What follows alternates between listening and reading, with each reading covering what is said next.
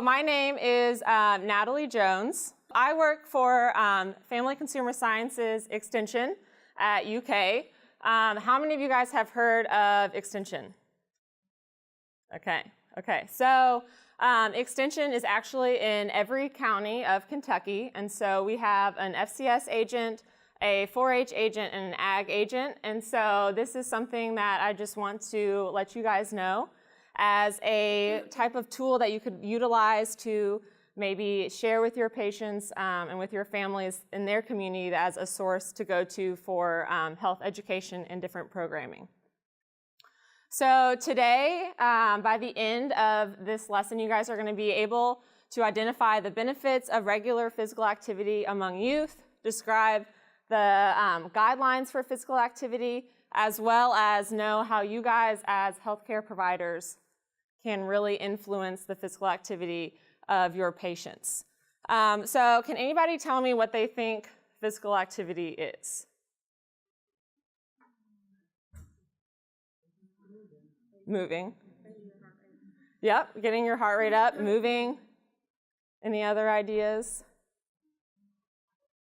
Those are the key terms, right? So it's anything that really gets your body moving, whether it is exercise or physical activity. So that's one thing that I want to focus on with children and youth, is that physical activity doesn't necessarily mean exercise. It can mean unstructured play, free play, anything that gets their bodies moving. So it's not the same as adults when they talk about working out and doing physical activity. So that's the one main difference that I just want to point out before we start. So there are many benefits of physical activity. One of the main ones is that it just promotes health and fitness, builds healthy bones and muscles. And then one of the things with being physically active is that it reduces that chance of having high heart rate, type 2 diabetes, any type of issues with bones as well. With youth, it really reduces anxiety as well as depression. And it can build friendship and camaraderie, as well as imagination with that free play. Another thing that evidence has shown is that physical activity really helps in schools and education and with their process of being successful. They're able to concentrate more, have higher memory, as well as better classroom behavior. So this is something that I see really important with recess. And it's something that kids need to be able to get out that energy as well as move their bodies in a creative way and be that free play. Again, structured play with PE is really important, but really letting them use that imagination helps as well. So this is something maybe that you guys can talk about for teachers who may limit recess or physical activity for disruptive behavior, and really show that it's going to actually do the opposite. That should not be a reward or a punishment. It should be something that all youth are able to do. Any questions so far? And you guys feel free just to shout out and talk to me. So we're going to go over the guidelines for youth and adolescents. This is the guidelines for ages 6 through 17. So the CDC Physical Activity Guidelines recommends that children and adolescents should get 60 minutes or more of physical activity daily. There is evidence that shows that more physical activity does have higher health benefits, so you don't want to just limit it to an hour, but 60 minutes is what we're looking for. With youth and adolescents, again, it is all about short bursts. We know that kids don't have always a high attention span and may not be able to, sit through a 30-minute workout or exercise routine. And so these really aren't just like 60 minutes in whole. It's those small bursts. Everything adds up to equal those 60 minutes of physical activity. So what we're going to focus on today, I'm going to kind of split this up, is the aerobic activities, muscle strengthening activities, and bone strengthening activities. All three of these are really important for youth and their body development, as well as it may look daunting. That is a lot for a child to include, but a lot of these all work together. So by doing one activity, you may be able to hit all 3 or 2 and be able to incorporate really easily. So basically what I want to touch on is that for aerobic activities, the difference between adults and youth is that we really want to focus on not only moderate but vigorous activity as well. That really helps with the cardiorespiratory development for kids. So we're going to start with that first.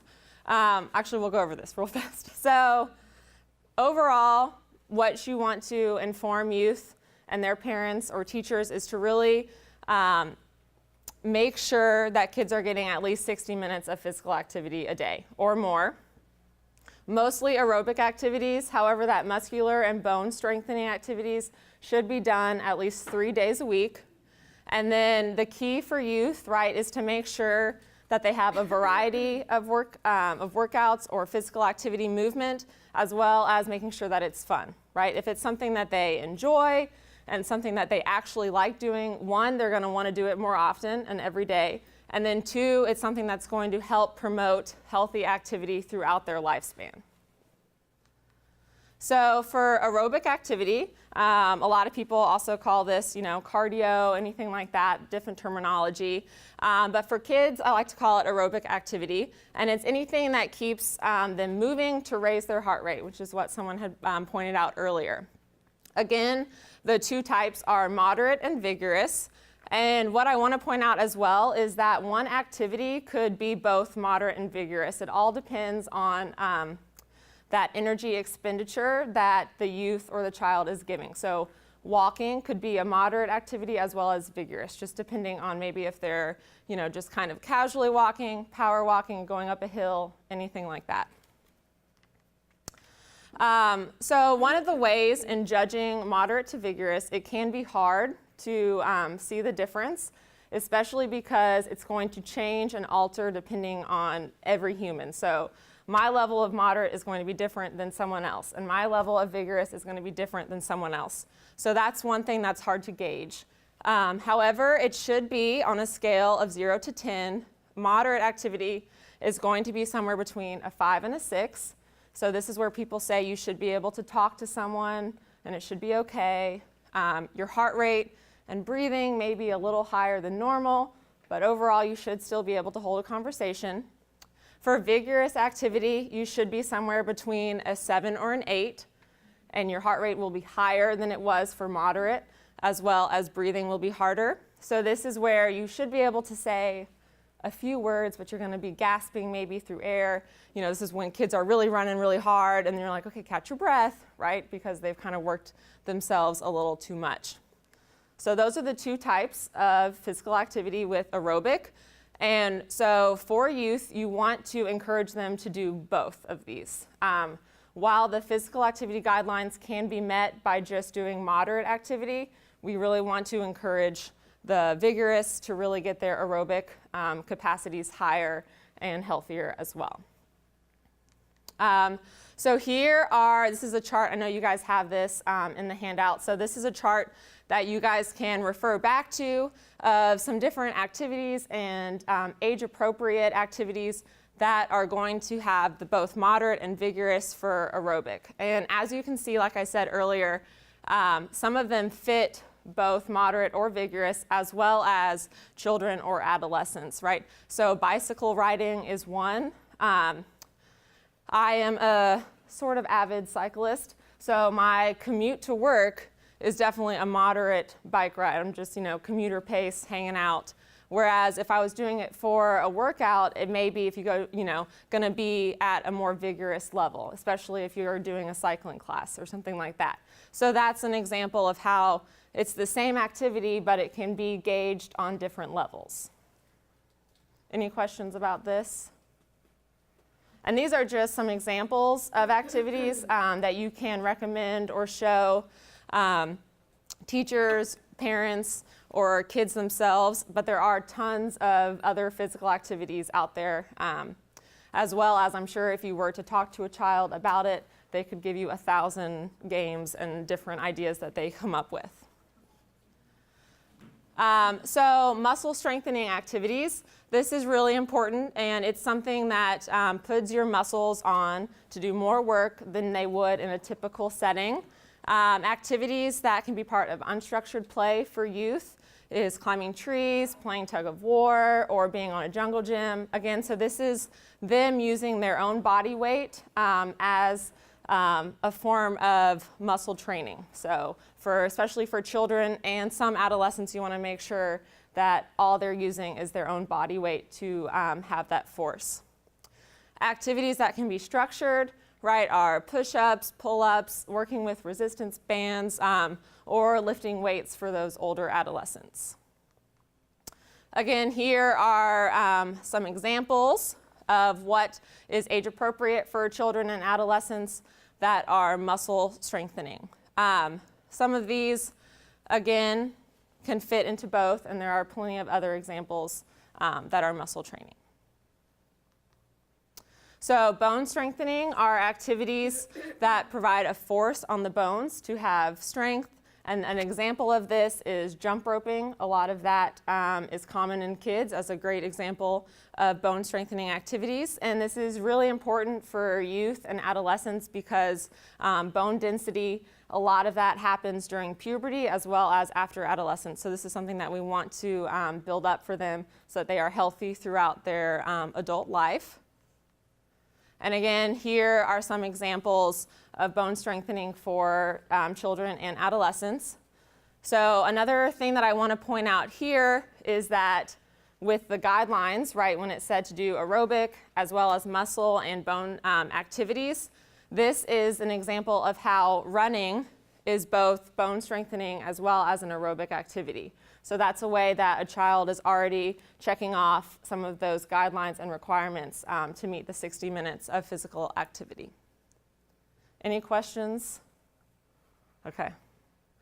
So I want to point out, I've kind of mentioned a little bit of this before, but I want to point out how dealing with youth and physical activity is a lot different than dealing with adults and physical activity. One of the main things for safety reasons first is that we would just want to make sure that it's age appropriate for the youth, as well as making sure that it's something fun and enjoyable. Exercise or physical activity, any type of movement, should not seem as a punishment for these children. It should be something fun. And a lot of youth, as we know, is a natural instinct for them. They want to play. They don't want to sit still. So hopefully promoting physical activity should not be a challenge. They should instinctively want to do it. However, as we move towards the adolescence, with cell phones and video games and media, it gets a little harder to encourage them to be active. But again, it's the same thing. We want to make sure that it's something that they enjoy and that it's fun for them as well. So where it differs with the adult guidelines and physical activity for youth is that for adults, it really focuses on making sure that physically active minutes are 10-minute increments. Whereas for young adults or children, it can be anything. If they're just going to run to the bathroom and run back, that counts, right? So just really any type of burst counts for youth because we know their pattern and natural activity is kind of that back and forth type of movement. Daily physical activity is required for youth, right? So we want to make sure that they are playing 60 minutes every day. Whereas for adults, they kind of give you minutes and you decide how you're going to fit those requirements. Maybe it's 3 days, 4 days, or 2 days. Whereas for youth, we really just want to encourage them to be active every day. And adults should be active every day too. But it's just really encouraged for youth. And then for youth also, we really want to focus on bone strengthening and vigorous aerobic activity. With adults, they change the guidelines and minutes depending on what type of activity you're doing, whereas with youth, it stays the same. Any questions about that portion? Those were the guidelines and kind of the meat of it. That's not that exciting. Any questions, concerns, fun comments? Okay. So now we're going to talk about how youth and children can really meet those guidelines, as well as being active and staying active. So some youth, as we know, don't meet these guidelines. And so what we really want to encourage them to do is to slowly increase their activity and in small steps. So again, we don't want it to be a punishment. We want them to enjoy this activity. And if they aren't meeting the guidelines already, then they probably see physical activity as work or something that they don't want to do. So we really want to cultivate it as a fun experience, as well as if you make them, go from 0 to 100, then they're at a higher risk of injury. And so that's why we really want to encourage them, just to slowly start being physically active, one, so that they enjoy it, as well as so their bodies get used to that extra movement or force on their bones. For youth who meet the guidelines, you want to encourage them to continually being active on a daily basis, as well as maybe work towards being more active. As I said earlier, evidence has shown that the more physical activity that people get, the higher the health benefits can be. However, for youth who exceed those guidelines, I want you to be careful and encourage them to maintain that level of physical activity. However, really caution them about the risk of injury or overuse. So they really want to have a variety of physical activity or movements. I know a lot of people know about specialization with youth too early and that overuse injuries. So we want to try to avoid that, as well as checking in with that child and making sure that maybe there's not an unhealthy behavior that's being triggered or started here, any type of excessive exercise at a young age. So that's something to just to be aware of if they are talking about, how much exercise they're getting or what. So with people who don't meet this, we know that there are a lot of barriers to being physically active, both as youth and adult, anywhere you are in the lifespan.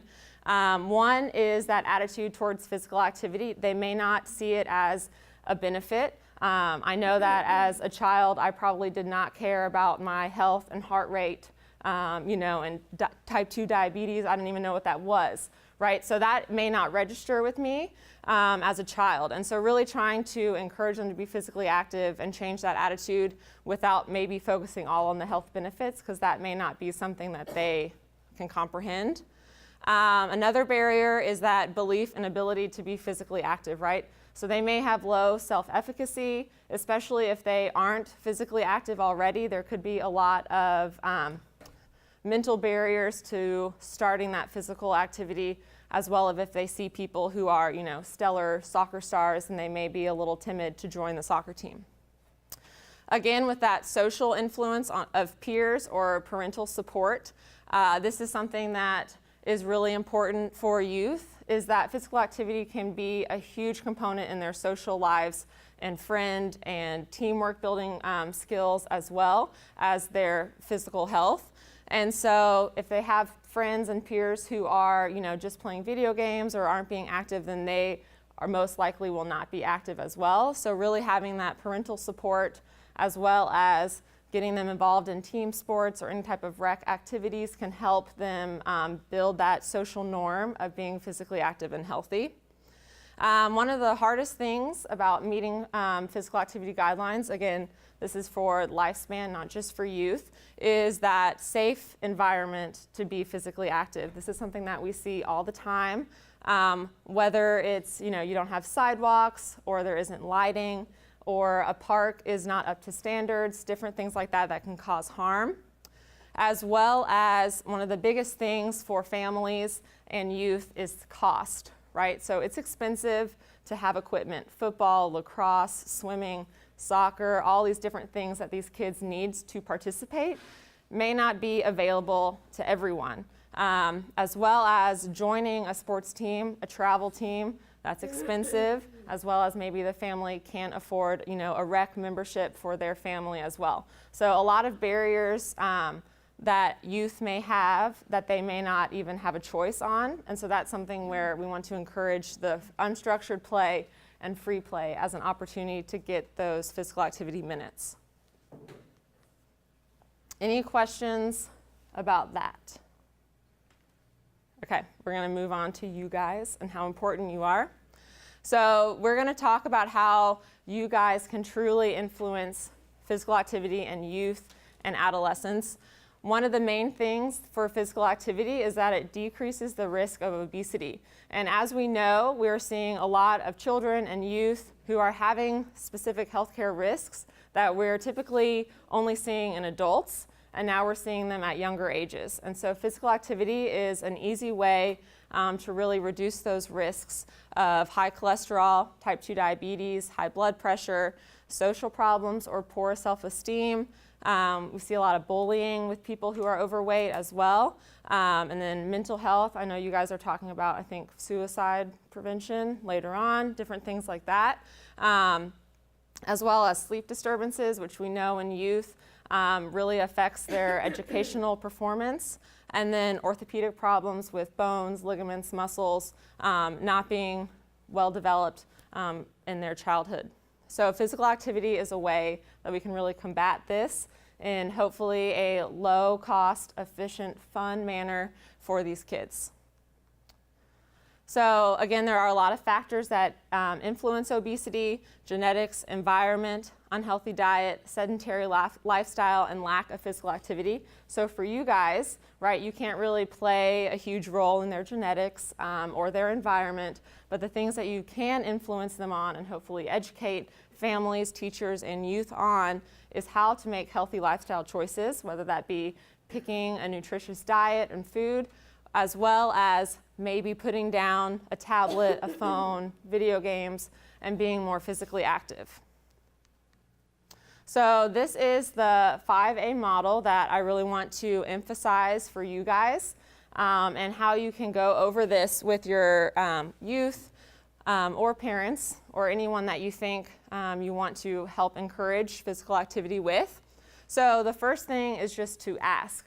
Inquire what their health habits are, what are they doing, what are their intentions, what do they want to do, and really figure out who they are. There may be some underlying factor that's influencing their physical activity level that may not be, seen up front. So really digging into who they are.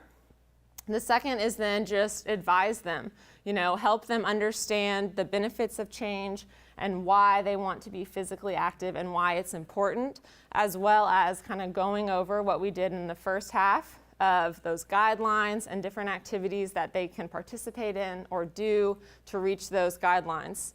And then hopefully, after you're able to do that, you can agree on a physical activity goal, and you want to make it really personalized and unique to that child or that family or that parent, because a lot of times there's going to be different factors that are influencing this behavior. And then the last two, assist and arrange, kind of overlap a little bit.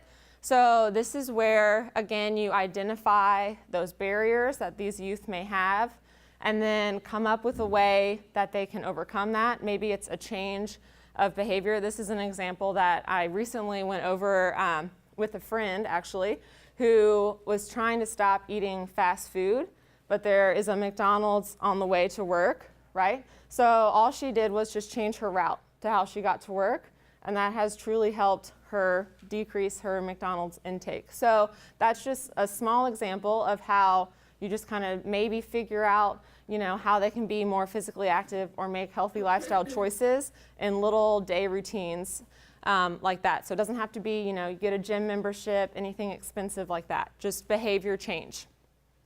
As well as arrange can be that you refer them to a specialist. Maybe there is some underlying issue that they need more support on, as well as letting them know about community activities that are going on in your county. This is where I'm going to plug our extension office. So you can go ahead and let them know that there are different activities at their local extension office that they can participate in that are free of cost. So that is definitely the way that I would hopefully have you guys really encourage physical activity. Does anybody have concerns or questions about this? You guys are so easy, hungry, right? So one of the main takeaways for youth that I want to focus on is to start low and go slow. So if they are new to physical activity, again, SMART goals. How many of you guys have heard of SMART goals? Most people? Okay, right? So small little increments. Again, we don't want them to push their bodies too hard. We want them to really enjoy being physically active, slowly increasing that time, frequency, and intensity to then hopefully create this lifelong passion of physical activity and health that will last their lifetime, as well as by going slow, we are hopefully trying to reduce their injury by overuse or just being new to the sport. And then really focusing on parents. The main thing is that they need to be supportive, accepting, and really encourage their youth. I know a lot of times there's that negative self-talk already happening with youth, and they're getting it from family members, right? So really encouraging positive self-body talk with families, as well as letting parents know that just because they were, a collegiate athlete doesn't mean that their child needs to be, and that they don't need to force their child to do those sports that they did, that whatever their child enjoys should be something that they celebrate and encourage their child to do as well. So these are just some takeaways that you could tell parents to really encourage physical activity. One is to expose children to a variety of physical activity at a young age. So this really, again, helps the child know all the different types of movements that there are. I'm passionate about physical activity, and I'm still finding new ways to be physically active that I had never done before. So this is really a way of letting kids not only use their imagination, but just learn about all the different types of movement that there are out there, as well as hopefully letting them do a lot of different types of physical activity to reduce risk of injury. Again, be positive about any type of physical activity that their child chooses to participate in. And this is my favorite, is to encourage children to talk to you about their experience with physical activity. How do they feel when they're being active? What type of fun atmosphere are they in? And that really creates that partnership and bond with the parent and youth regarding physical activity. This is something that I have with my family.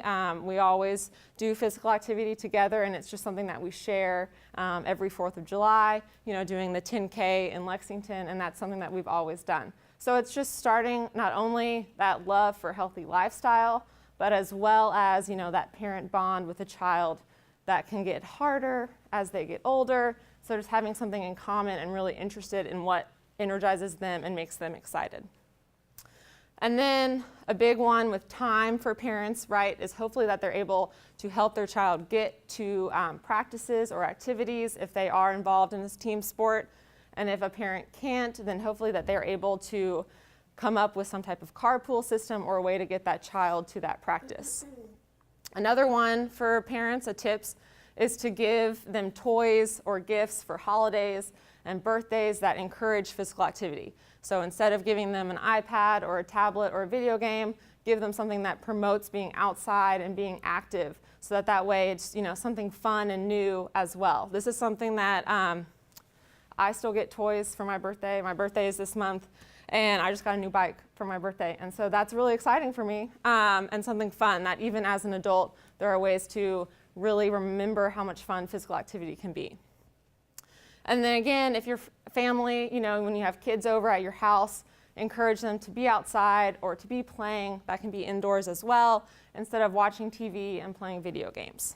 Again, special events, birthdays, different family celebrations can be done outside, whether that's going to a pool or a rec center, or a lot of parks have those, now I'm blanking on the word, structures that you can rent out to have a celebration. That just encourage kids to be physically active as well, because there's all this open space where they can run around and play. And then the last one is just to encourage your child to join a sport, encourage them just to be active, or encourage them just to be outside and have free play and use their imagination. Another thing that is big, right, is that sedentary lifestyle right now that we're seeing in both youth and adults. And so one of the main things is just to limit screen time. The recommendation is that kids, adolescents, have 2 hours of media per day, and that is not a lot amount of time, especially considering a lot of kids are on some type of screen during school, and so there's a lot of overlap as well when they come home and they want to binge watch or play video games as soon as they get home. So this includes television, computers, movies, video games, and phones as well. So tips that you can tell parents to limit screen time: one, just don't have it on during meal times. If you guys do watch it as a family, because we all know people are going to watch, I binge watch TV, it happens, it's normal. But just making sure that you remember to be physically active, maybe get up and do activity breaks during commercials. I know that that's a hard one for people to do because you're so comfortable on the couch, but just really getting up and being active, any little bit counts, especially for kids. As well as not using screen time for a punishment or a reward. And I want to emphasize the same for physical activity, not making it a punishment especially. We want it to be fun and something that they truly enjoy doing so that they continue to do it throughout their lifespan. So another interesting thing that we know about parents is that they are the #1 influence on youth and their children's lives, right? So maybe instead of focusing on the youth and their physical activity, really reaching out to the parent about making it a fun, emphasis on fun, family event of being physically active together and focusing on health as a unit instead of individual. One, this supports the child in their endeavor to be more physically active, especially if they're struggling with that. And so it makes them seem that they aren't being isolated and targeted, that something's wrong with them, but no, it's something that all of us are working on being better and healthy. So that's one thing that we want to do, as well as, again, it just really brings up that fostering relationship between parents and youth that can get lost a lot now.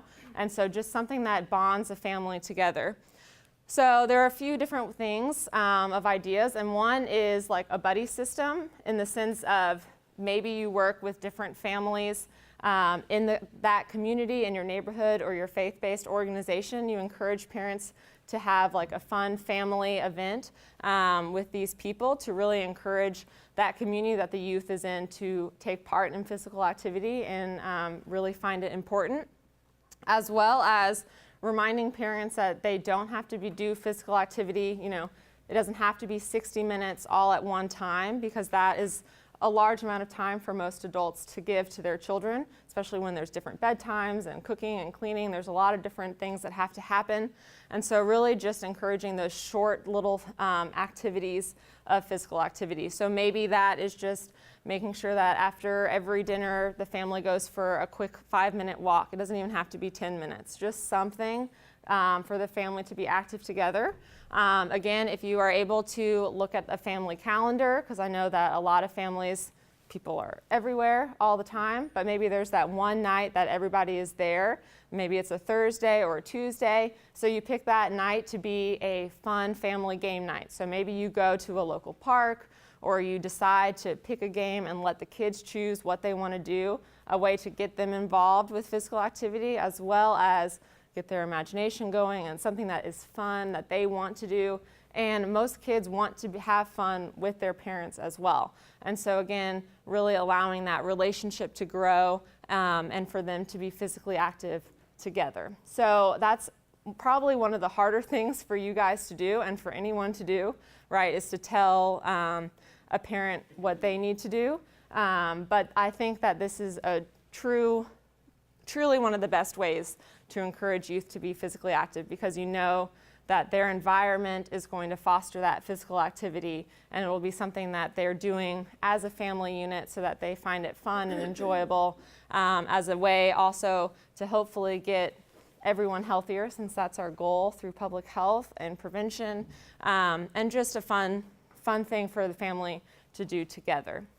So that is all I have, and now I'm open for any type of question, all questions regarding physical activity or health and chronic disease prevention.